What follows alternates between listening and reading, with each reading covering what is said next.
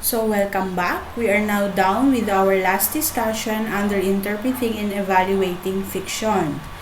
Now, let us discuss the last topic which focuses on the elements of fiction. The first element is the characters. It is the emotional, mental, and social qualities to distinguish one entity from another, like people, animals, spirits, automations, furniture, and other animated objects. So characters can be in the form of people, animals, or objects the story follows. So they are introduced through characterization to reveal their emotional, mental, and social qualities. So let us discuss what are the types of characters according to its types. First is the one-dimensional or flat characters. They are usually the extras in the story. So these are the characters who are easy to describe and possesses few traits that are observable in the story. Next is the two-dimensional characters, which are defined as the characters who are usually the vessels of the story. Meaning, these characters bring story to life. They are the key to enhance the mood, setting, and plot of the story. They are the ones who presents the reality to the main character. Next is the round characters. These are the fully developed characters, and they are prone to change. These are the characters that is hard to describe and predict. So usually, they have many qualities and emotions. So they are prone to change as the story goes on. Next is the static characters. So these characters never change, even from the beginning to the end of the story. So in simpler sense, these are the characters who consistently bad or good in the entire story. Next is the dynamic characters. They are developing characters that can change or develop through the story. So opposite from the static characters, these are the characters who changes as the story goes by. They usually transform from being good to bad and vice versa. Next is the stock characters. It is the borrowed characters. So they are also known as the archetypal characters. So in this type of character, they are the one who can be easily recognized, and they can be represented as in their most general form. In other words, in universal patterns of human nature. For example, it can be a hero, a mother figure, an innocent youth, or a villain. Next is the stereotypes. Stereotypes are the characters who show common judgment of qualities. For example, a serious soldier, a dumb blonde, or a selfish millionaire. So in here, the characters label identifies a particular group or segment of society. They are based on cliches and social prejudices. Next is the universal characters. These are the characters with traits and problems common to all humanity. So same with the stock characters. They are based on the universal patterns of human nature. They are the characters that are repeatedly used in types of stories, such as a villain, a dreamer, an explorer, a mother figure, a devil, a temptress, and such. Next is the individual characters. They are unusual or strange characters. They can be seen as unnoticed or usually have the minor characters in the story. Next, we discussed characters. What are the types of characters according to their functions? First is the protagonist, which are, I know that we are very much aware of these types of characters or the functions of characters. Protagonist serves as the main character in the story. They usually possesses a good character. They are often opposed, exploited, or victimized in the story. Next is the antagonist, which is the opposing character in the story.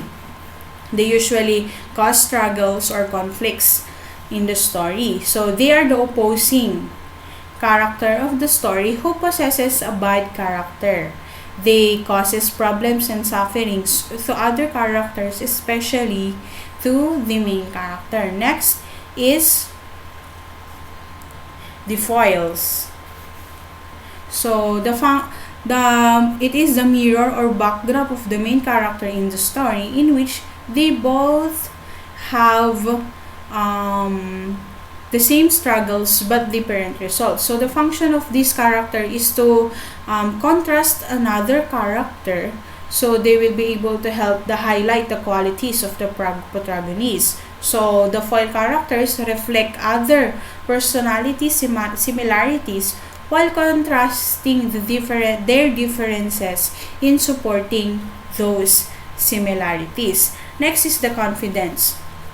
So the conspirators are the sidekicks of the protagonist. They are usually the peers of the best friends of the main character. So these are the sidekicks. In other words, the sidekicks of the main character. So usually they help the main character to achieve his or her goal in the story.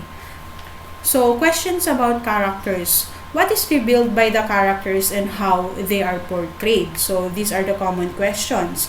Are they simple, complex, dynamic, or static? If they are complex, what makes them complex? What are the traits of the main characters in the story? Do they change? How and why? What events or moments of self-realization produce these changes? What do they learn? Does what they learn help or hinder them? Next, what is revealed by the characters and how they are portrayed? Also, these are the questions. What problems do they have? Especially the main character. And how do they attempt to solve them? Do they experience epiphanies or life-changing moments of insights, discovery, or revelation? And what are the emotional reactions do the main characters have, and in reaction to what? What specific event? So, do they have traits that contradict one another or cause internal conflicts? And how do they interact with one another? And how do they relate to one another? So now, those are the questions that can be analyzed in thinking about your character or during analyzing a literary work. Next is the characterization. Another element of a fiction is the characterization. It is how the writer reveals the character. So it is how the character is portrayed. So it can be through the presentation of characters' physical attributes, or personality or motives in his or her speech, specifically in their actions and their thoughts depicted in the story. So we have different process of characterization. First is the expository or direct presentation of the characters. In here, characters are described or explained by the narrator of the story. Characters are described by the narrator. So, described by the narrator or other character on what they directly says or thinks about that character. Next is the dramatic or indirect presentation. In here, the characters are revealed through their actions. So in a simpler sense, it is what the character says or does. It can be through their actions, behavior, speech, thoughts, or in their qualities that are apparent by what other characters says about him or her. Also, in characterization, we also have what we call anthropomorphic characterization. It is how the writer turns divine or powerful beings, animals, things, and natural phenomena as people. Animal characters personified create particular effects, especially when they carry human traits, like fox as a sly or swan who symbolizes for elegance. So, anthropomorphic characterization can be a technique in which the author ascribes human traits or behaviors to animals, non-human beings, and the likes. I just For example, the fox who symbolizes a sly, or swan that can symbolize elegance. Now, let us move on the next element, which is the point of view. It refers to who tells the story, how it is told, or whose life event is centered in the story. It refers to the perspective of the characters in the story. So basically, the point of view is a perspective from which a story is being told. So we have different types of points of view. I know that we are very much aware of this, which is first person. It is the character who tells the story. Second person, the reader is the character of the story. And then the third person, in which the story itself reveals different characters. Next, there is what we call the narrative voice, who describes the situation and reveals the character in the story. So narrative voice, it describes the situations or the characters depicted in the story. So the narrator is the one who takes or do the honor in narrating the story, or who does the narrative voice. So in here we have types of narrative voice. First is the omniscient. So the omniscient, the story is told by the third person. So the narrator's knowledge and control are unlimited. So in a simpler sense, omniscient uses third person point of view, and the narrator is authorial, meaning he has the overall knowledge about how the story goes by. Next is the limited omniscient. The story is told also by the third person, but with limited knowledge about the past happenings before the story. So in here, it also uses the third person POV, who often associated presumably with a major or a minor character who is not able to know all, unlike the omniscient. He or she only be able to relate the thoughts of one or more character, but not all the characters.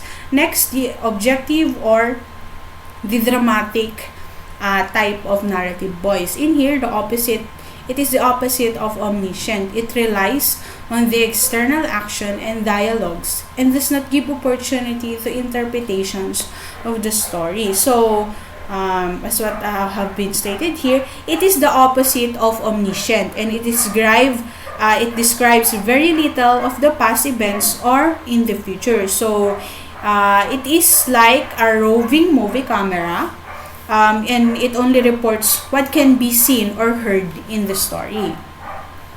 So next type of narrative voice is the framed narrative. So it reveals whose point of view it is. It also tells the beginning of everything in the story or the origin of something. So then in here, the narrator or the main character relaying on various smaller stories. It is like a story within a story. So to be able to connect the story, the events to each other, that makes the story whole. Next is the first person. So basically, this story is told by the character of the story. So it is usually done by the main character. First is the interior monologue. So it is the character's thought that is not spoken out loud, as just like a monologue. Next is the subjective narration, in which the narrator tries to get the reader's attention in sharing his or her side. Next is the detached autobiography. In here, the narrator, or probably the main character, reflecting on his or her past self, recounting maybe an event from his or her childhood. Next is the memoir or observer narration. In here, the narrator provides offstage or background information. He or she is an observer rather than the main participant of the story. Now let us move on the plot. It is defined as what happens in the story. However, a plot is not a simple sequence of events. It is not simple as it seems, right? So let's talk about plot. So we all know that the plot structure includes exposition, rising action, climax, and the falling action and the resolution, or the denouement. So let me discuss it briefly to you, in which in the exposition, it is the beginning of the story, in which it introduces the characters, setting, and the conflict. While the rising action, it is where the conflict is addressed and the protagonist or the main characters starts to face crisis. And then in the climax, it is where the most challenges moment of the main characters emerges, in which the most breathtaking part of the story was presented. And then for the falling action, it is where and what the character need to deal with. It reveals the consequences resulted from the character's deeds. It is either good or bad. And then for the resolution, it is where the conflict is being solved, and then ends the story, or tells what happened to the character. Then aside from that, in under plot, there is also conflict. It is the opposition of forces or characters. In here, in conflict, these are the main problems that the main characters need to solve. So there are two categories in which can be classified as the internal and external conflicts. So for the external conflict, in which in here, the problems caused by the people or thing around the character. So first is the man versus man, in which the character is struggling because of other characters, decision and action. Next is the conflict between the human versus nature, in which the character is struggling because of unexpected event in the environment. Next is the human versus society, in which the character is struggling because of the beliefs and rules presented in the society in which he or she belongs to. And then the next category of conflict, aside from the external conflict, is the internal conflict. So in here, the problems caused by the character's own limitations and weaknesses. So in here, we have the human versus self. So the character struggles because of himself, or because of his limitations and weaknesses. So aside from conflicts presented in plot, there are also flashbacks. It shows the past event which causes the story or event to happen. So in flashbacks, it shows events from the past in order to fill the gaps and complement the events in the present of the story. Next also is the foreshadowing. It shows hints of future event that will happen because of the present story or event. When we say foreshadowing, it is a technique of the author in order to hint the outcome of the struggle or conflict faced by the characters in the story. So aside from that, we had the resolution. So there are different types of ending in the story. First, we have the happy ending, in which everything ends well and all is resolved. Next, we have the tragic ending, in which the story do not end pleasantly for the readers. Next is the open ending, or the lack of or partial resolution, or also called as indeterminate, in which it has no definite ending, leaving the reader to ponder on what will happen, on what actually happened in the story, or especially the main characters.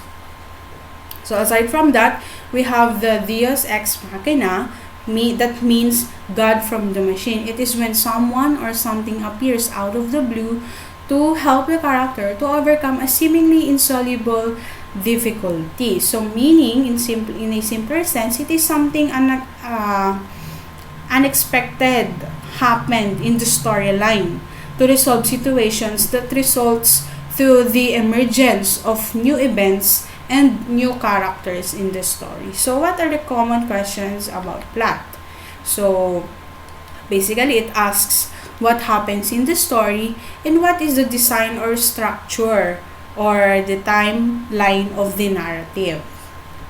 Now let's move on to the setting. It refers to when, which refers to the time, and where or the place the story happened. It helps in creating the atmosphere of the story. The setting helps in setting the stage for the characters and the atmosphere of the story. It is when and where the story takes place. So when we say when, it asks the questions what was going on that time, what is the period specifically what century, decade, or is it entails a year when the action on when the action occurred. So how many seconds, hours, days, weeks, months, years, etc. So when we talk about the where in the setting, it can be divided into local color and regionalism. When we say local color, it describes the place, customs, traditions, beliefs, dialects to add interest and sometimes meaning to the entire story. So these characteristics or traits that make a location unique and peculiar for the readers. Next is the regionalism. So it is a description of a region that becomes an intrinsic part of the work. For example, the sectional differences. So that is the setting. Now let us move on to the next element, which is the style. So in a simpler sense, it is how the writers creatively deliver the story by choosing the best words or phrases that he or she thinks that suits best in the story. It is the verbal identity of the writer, meaning it is the writer's word choice or what we call the diction. So under the style, we have the diction, in which defined as the writer's word choice. We have here the sentence structure. Simple or complex sentences according to what the writer chooses, meaning it can be the sentence structures presented in the story uses either simple or complex sentences depending on what the author likes. Next is the syntax, in which the sentence it focuses on the sentence pattern and the arrangement of words presented in the story. Next is the language used. It focuses on the language used and way of writing the story. Next is the dialogue.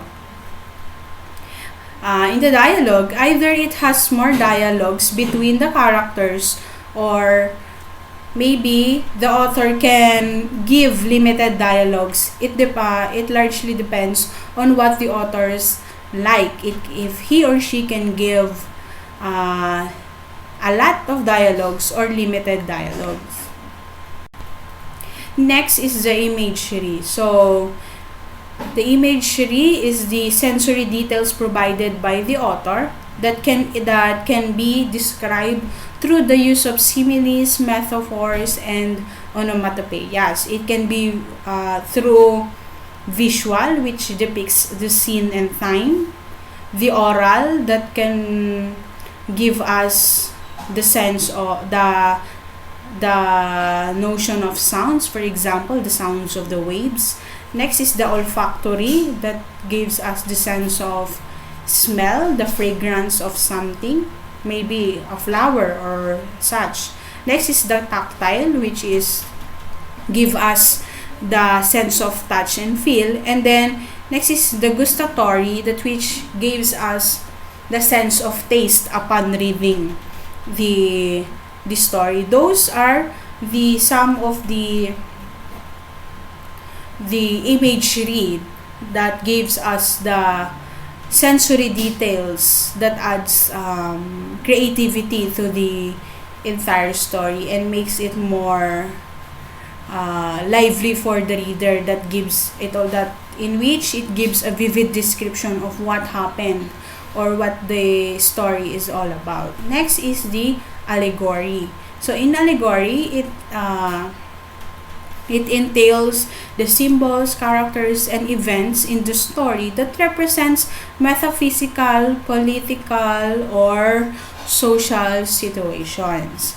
Next is the symbols. So it involves the objects or the images that may have universal or particular meaning in the story. And lastly, the motifs. So it guides in developing the theme of the story. Next element is the theme. It is the central or main idea of the story. It is rarely presented. We can tell that a literary work is a mature piece through its theme. So if it embodies an original theme, that a mere moral or famous saying, then it is a mature piece. If its theme shows an idea that preaches a moral, then it is a mature piece. So basically, theme is the main idea of the story. It is expressible into form of statement and not a word. So what are the questions about the theme? So to help identify the themes, ask yourself some questions such as, first, is the title or the character names related to the theme? Next, does the main character change in any way or they realize anything important? Does the author or do characters make any important observations about life, human nature, or human behavior? Or are themes revealed through actions, dramatic statements, or personalities of characters? Next, if characters convey conflicting values, which values does the work seem to be defending? And are there repeating patterns or symbols? And what image of humankind emerges from the work? And how is society portrayed in the story? And lastly, are characters in conflict with their society? And if the society is flawed, how is it flawed? And that are the questions that can be asked in defining the theme of a story. Then next is the tone. It is the narrator's attitude toward his subject and the audience. While mood is the atmosphere of the story, it may be happy, sad, or tragic. So some readers or some students tend to be confused on what the difference between the tone and mood. So do not be confused between them. When we say tone, it is the narrator's attitude to the subject or to the audience, while mood is the atmosphere of the story. Maybe it can be happy, celebratory, tragic, or sad. So now let us have the characteristic of a tone. First, it may show admiration for the subject or the character. It can suggest hostility or pity. So the narrator may show admiration, hostility, pity to the subject, sometimes maybe also ironic. Next, tone is demonstrated by direct comment, characterization, or by choice of words, symbols, or other literary device. So the narrator can state direct comments to the character. It can be revealed through characterization or by diction, symbols, and the like. So second to the last element is the irony. It is the opposite of what the writer is trying to convey. It is the use of words that mean the opposite of what the author is trying to express. So we have three types of irony. First is the verbal irony, which depicts what is said is opposite to what is really meant for the reader. Next is the dramatic irony, in which focuses on what the character believes is opposite on what is the reader's perspective or what the reader knows about it. Next is the situational irony, in which it focuses on what happened is opposite to what is expected to happen. So the last element is symbolism. So basically, symbolism in literature is a symbol of an object that has meaning beyond itself. The object is concrete and the meanings are abstract. So it is a symbol. Symbolism is a symbol that has something that represents something rather in something else. So it can be a concrete object. It can be a concrete object, but the meaning will depend on the author or on the reader's perspective. So, what are the common questions about symbolism? What symbols does the work seems to have? Are you sure not finding a symbol where none was intended? And how do you know it is a symbol? What does the author do that gives symbolic meaning to this element? Is there evidence in the text that can be used to understand and develop this symbol? And what does the symbol mean? So that are the common questions in symbolism, and also what larger meaning can be understood through this symbol. So those are the questions about often asked about symbolism. So we are done. Now we are done discussing with the first lesson under contemporary, popular, and emergent literature, which entails the topics of what is literary analysis. Next, what are the critical approaches in analyzing a literature. It involves the approaches in literary criticism. Next, we also discussed about fiction, the history of short fiction, and what are the major types of fiction, which is the short story and novels. And lastly, we tackle in this session about what are the elements of fiction. So that is all of our discussion. Thank you for listening.